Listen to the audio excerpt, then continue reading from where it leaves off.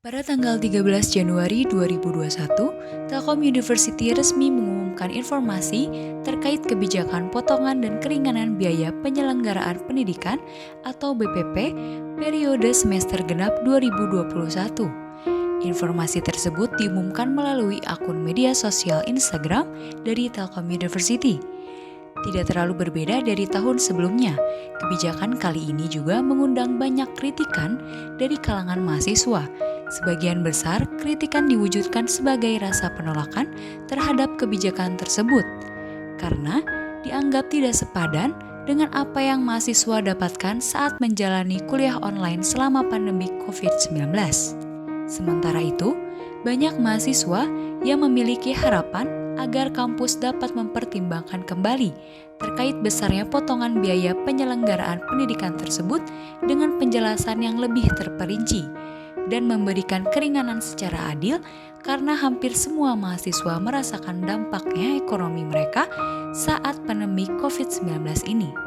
Maka dari itu, kami tim Ikom Channel melakukan wawancara secara eksklusif dengan Presiden BEM Kemah Telkom University. Ini dia cuplikannya.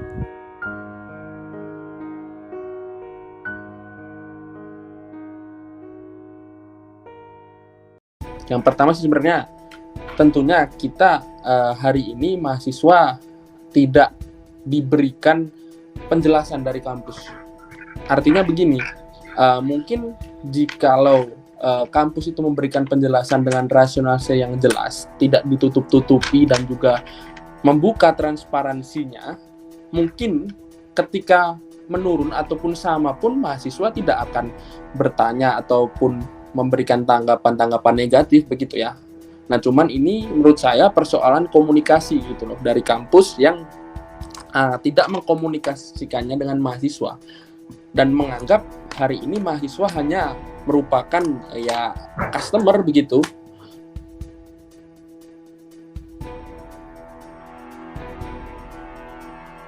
Sejak kampus mengeluarkan SK bahwa semester depan yaitu semester genap 2021 ini akan dilakukan secara full daring, itu kita dari BEM Kemah Telkom University Kabinet Akselerator Juang 2020 sudah membalas SK itu dengan mengirimkan surat kepada rektorat untuk permohonan audiensi untuk mengklarifikasi dan juga kita menentukan kebijakan akademik yang akan dilakukan begitu.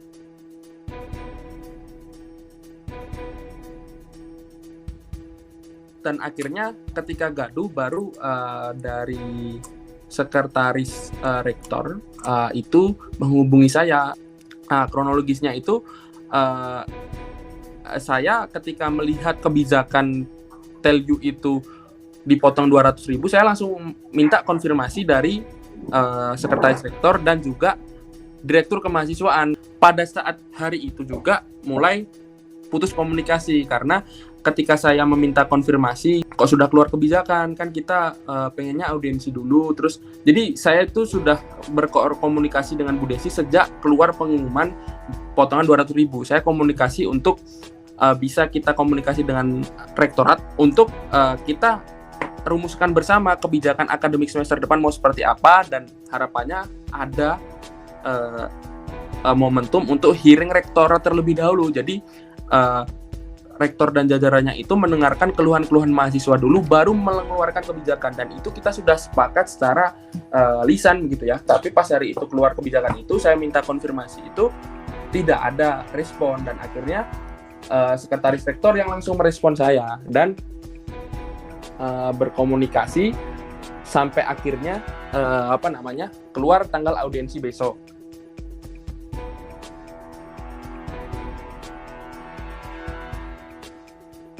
Dari BEM juga sudah melakukan konsolidasi akbar.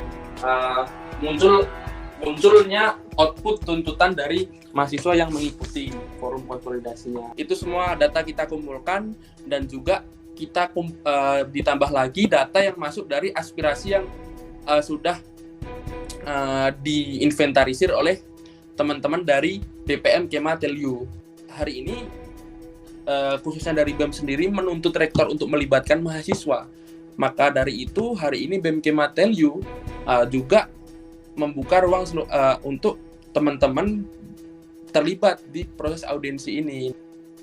Dan kita harapannya bisa sinergis dengan seluruh ormawa supaya ini kita punya kejelasan, dan harapannya ya memang rektorat bisa memberikan kebijakan yang sesuai dengan kebutuhan mahasiswa hari ini ya. Karena kita tidak bisa pungkiri banyak mahasiswa yang ya terancam nggak bisa berlanjut kuliah, terancam tidak bisa membayar BPP karena ya keadaan COVID hari ini paling besar tentunya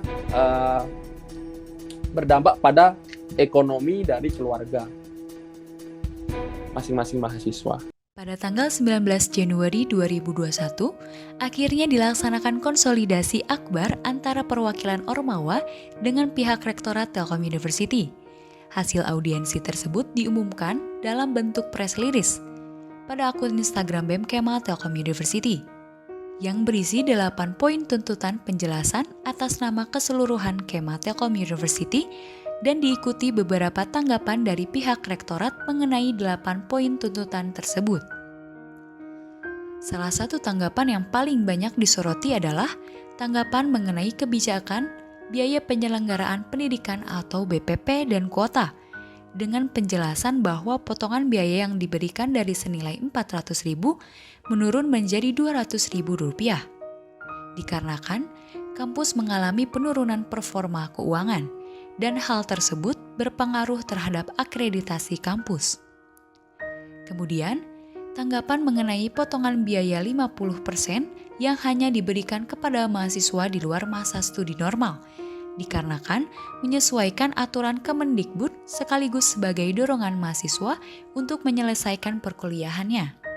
Selain itu, tidak terdapat potongan biaya untuk mahasiswa tingkat akhir dalam waktu masa studi normal, sesuai dengan paketan yang sudah diambil dalam masa studi tersebut. Selain itu, kami pun mewawancarai Pak Kemas sebagai kemahasiswaan Telkom University. Ini dia cuplikan wawancara kami.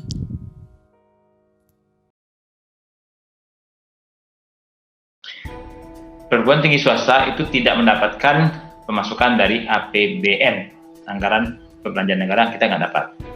Kita harus mencari sendiri uang untuk membiayai kampus ini.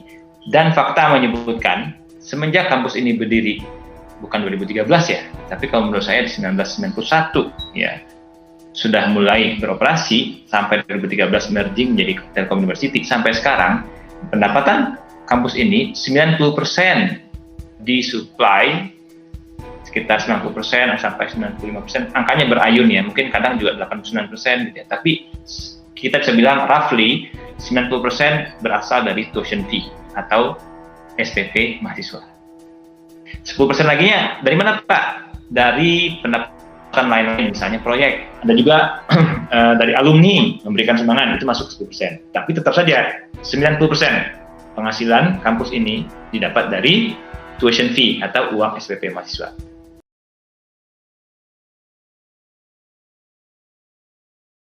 Ya iyalah, karena begini, peraturan di Indonesia dari Dikti menyebutkan ada yang namanya nisbah rasio dosen mahasiswa. 20 mahasiswa harus ada 1 orang dosen. Ya, bagaimana dengan staff? Bagaimana dengan listrik? Kan nggak ada perkuliahan. Iya, nggak ada perkuliahan, tapi server server itu butuh banyak listrik juga. Tapi yang bisa saya berikan gambaran, beban kampus itu yang paling besar adalah beban untuk gaji, ya, gaji dosen dan staf. Dan gaji dosen dan staf kan tidak bisa kita turunkan gajinya selama pandemi, benar nggak? Iya. Kalau diturunkan nanti saya yang memimpin demo nanti. Iya, terus Pak? Oke, satu itu. Terus yang listrik memang berkurang, tapi di sisi lain server semakin berat kerjanya, seperti server Cello. Kemudian Cello itu kan juga, kalau kalian tahu itu kan ada menggunakan service Microsoft di situ. Kita bayar ke Microsoft. Jadi itu tidak full gratis. Jadi di satu sisi mungkin berkurang, kalian lihatnya di sisi lain ada bertambah.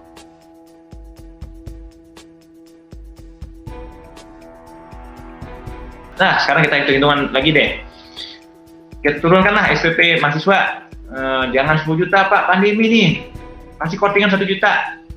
Kalau saya jadi direktornya, oke, kita turunkan kata saya gitu ya. Iya. Turunkan 1 juta, jadinya sekarang SPP cuma 9 juta, kata rektornya gitu ya. Ya. Nah, terus dikalikan dengan 28.000 orang tadi. Nah, ternyata dari perkalian yang saya lakukan, jumlah pendapatan kampus itu menjadi hanya 252 miliar. Oke? Nah, yang masalahnya, pengeluaran kampus itu nggak bisa ditekan. Bisa ditekan, tapi nggak mungkin ditekan sampai puluhan miliar. Tadi pengeluaran kampus asumsinya 270 miliar ya. Kalau saya turunkan 1 juta aja SPP setiap orang, maka itu akan mengakibatkan kampus mengalami defisit sebesar 270, pengeluaran dikurangi 252. Ya. Yaitu sebesar 18 miliar defisit satu semester. 18 miliar. Oke. Jadi yang bisa kita lakukan adalah satu, kita mematuhi anjuran dari pemerintah, edaran pemerintah, kita memberikan keringanan SPP. Sehingga kita harus tahu berapa sih angka yang pas. Jadi keluarlah angka di semester yang kemarin itu 400.000 karena untuk bantuan kuota. Karena kan sekarang kuliah online, semua online. Ya, kalian butuh kuota internet ya, dari handphone gitu ya. Diberikanlah 400.000 potongan BPP. Maksudnya itu untuk bantuan kuota. Tapi ternyata ada masalah. Masalah pertama adalah ada yang banyak malah ya mahasiswa yang nomornya bukan Telkomsel, atau dia Telkomsel tapi pakai kartu Halo, ya nggak bisa diinjek kuota, gitu kan ya. Ya. Kemudian di pertengahan semester tiba-tiba menteri memberikan bantuan kuota sebesar 50 GB per mahasiswa. Nah, di tahun 2021 kuota juga masih ada dari pemerintah, ya, kuota internet. Sehingga kita menghitung 200.000 ini murni bukan lagi untuk alokasi kuota, tapi untuk potongan BPP. Dan jangan dihitung 200.000 ini per orang. Dari kesimpulan wawancara mengenai bagaimana cara menyeimbangi pihak kampus dengan mahasiswa terkait biaya penyelenggaraan pendidikan ini, Bapak Kemas menjawab bahwa pendapatan dan pengeluaran kampus tidak bisa ditekan hingga puluhan miliar. Jadi, yang bisa dilakukan oleh pihak kampus adalah memberikan keringanan BPP yang tepat, karena kuota sudah ada dari pemerintah. Jangan hanya dikalikan dengan perorangan saja, tetapi harus dikalikan dengan seluruh mahasiswa yang ada di kampus. Di dalam isi press release, kejelasan kebijakan BPP dan kuota poin B, ada keterangan yang menyatakan tidak ada potongan biaya penyelenggaraan pendidikan BPP yang selaras dengan ketetapan peraturan pemerintah dan hasil diskusi dengan orang tua mahasiswa. Kira-kira, pada waktu kapan pihak kampus melakukan diskusi akan hal tersebut dengan orang tua mahasiswa? Ini dia jawaban dari kemahasiswaan. Di kita itu ada organisasi resmi untuk orang tua, namanya Ikatan Orang Tua Mahasiswa. Oke, ini resmi. Kampus mengakui ini adalah organisasi resmi yang mewakili semua orang tua mahasiswa. Permasalahannya adalah tidak semua orang tua aktif di IOM. Kemarin di audiensi juga ada yang bilang gitu ke saya. Bukan ke saya, nanya ke semua dosen dan staf yang datang di audiensi. Pak, orang tua saya tidak tuh, menyatakan tidak pernah ikut audiensi gitu ya. Audiensi IOM ini, bukan audiensi. Rapat IOM ini itu di luar kendali BK, di luar kendali dari Direktur Kemahasiswaan. Kami tidak menyarankan mereka yang rapat sendiri gitu ya. Saya juga tidak tahu persis tanggal berapa, tapi ada audiensinya. Ya, karena kami bisa komunikasi dengan ketua dan sekretaris IOM gitu ya. Jadi poinnya adalah mereka melakukan rapat atau diskusi terkait dengan masalah ini. Gitu. Cuma karena banyak yang orang tuanya tidak bergabung ke IOM, jadinya tidak merasa ikut di diskusi itu. Tentu saja itu bukan permasalahan saya, itu bukan masalah gue gitu ya. Karena makanya saya bilang ke anak yang tadi nanya di audiensi kemarin, bilang ke orang tuanya, Pak, Bu, sudah gabung belum ke IOM? Kalau belum, gabung atuh. Biar nanti bisa lebih memberikan masukan ke IOM. Tetapi, bagaimana ya pendapat mahasiswa Telkom University akan hal ini? Berikut tanggapannya. Kalau misalnya saya pribadi, saya tidak setuju ya. Karena sebenarnya dari yang saya lihat, surat rektor terakhir itu adalah potongan berupa dana Rp200.000 untuk seluruh mahasiswa lama dan up to 25% bagi mahasiswa dengan keluarga terdampak jika mengajukan. Saya rasa ini sangat tidak adil gitu, karena tentu memang bantuan harus tepat sasaran bagi yang membutuhkan. Namun apakah pemberlakuan pemotongan dana sebesar Rp200.000 dari total BPP saat ini dengan rentang mahasiswa dari angkatan 2016 sampai 2020 ya, itu tuh hanya sekitar 2,5% loh, Rp200.000 itu. Coba bayangin, bahkan Rp400.000 dari semester lalu awal pandemi pun tidak bisa dibilang sangat membantu, walau kami apresiasi bantuan pulsa, paket korporat dan lain sebagainya gitu.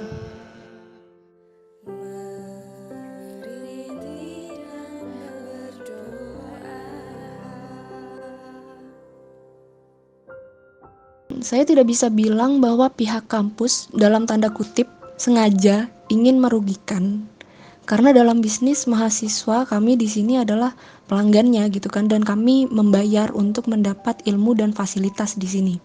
Saya hanya merasa sangat disayangkan apabila pihak kampus justru tidak berusaha mengambil jalan tengah gitu, agar kebutuhan kampus untuk menyediakan kami fasilitas di masa seperti ini, tunjangan untuk dosen dan lain-lain, itu tetap terpenuhi, tetap maksimal, dan kami juga dapat mengambilnya sesuai kebutuhan juga gitu.